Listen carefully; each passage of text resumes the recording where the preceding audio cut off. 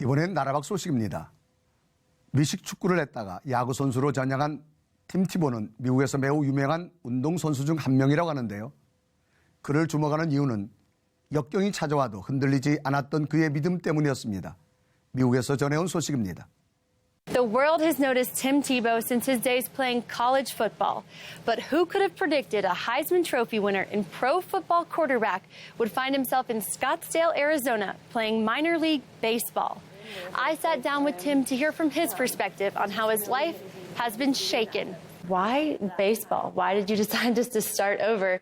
And how did you feel hitting a home run your first time stepping up to bat? Well, hitting the home run felt good. But playing baseball for me was something that I almost did out of high school, and I decided to go to the University of Florida.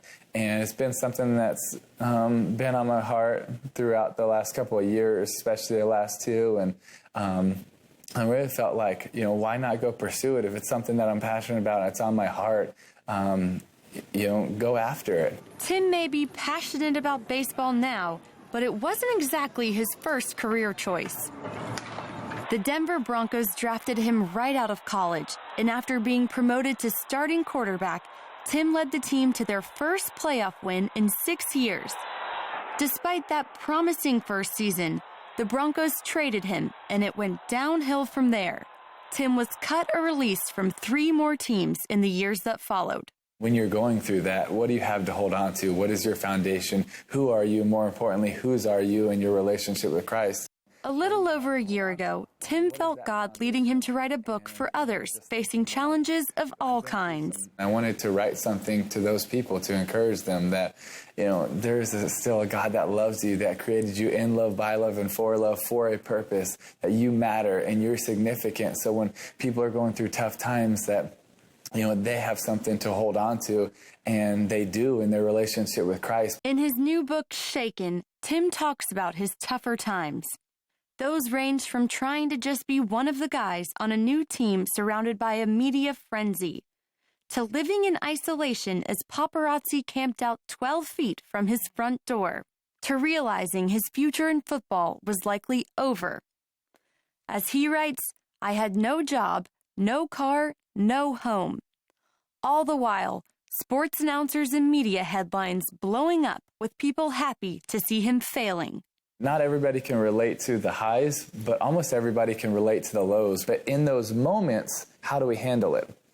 How do we handle those times? How do we bounce back from it? Because there is going to be tough times. I mean, life's not always easy, but when you're able to focus on God and His plan for your life, it's worth it. And that's what really matters. Through relentless criticism, Tim's managed to keep calm and remain focused. When you believe in yourself that you're doing the right thing and you're giving it your all, you have to block out the criticism. You have to block out the naysayers. And, a lot of times people will say, well, let it go in one ear and out the other. And I just think don't even let it go in one ear. Don't even listen to it. Don't even go on social media. Don't read it. Don't watch the TV. And for me, it's just, stay focused on what your goal is and don't let the naysayers sway you from your goal. In the book, you really boldly tell people about Jesus and challenge them to take up the cross. What is your prayer for the people who read this book? That they're encouraged to go find a deeper relationship with Jesus Christ. And it's not just the going to church on Sunday morning or on Wednesday night, but it's a deep relationship, a one-on-one, intimate relationship with a God that loves them so much. He sent His Son to die for them. And that's exactly what Tim is doing on and off the field. He may not be playing in arenas of 75,000 anymore, but the smaller crowds have led to some divine opportunities. Tim recently made headlines for praying over a fan having a seizure after one of his games. He later learned the man decided to follow Jesus while watching the game, after overhearing other fans talking about God.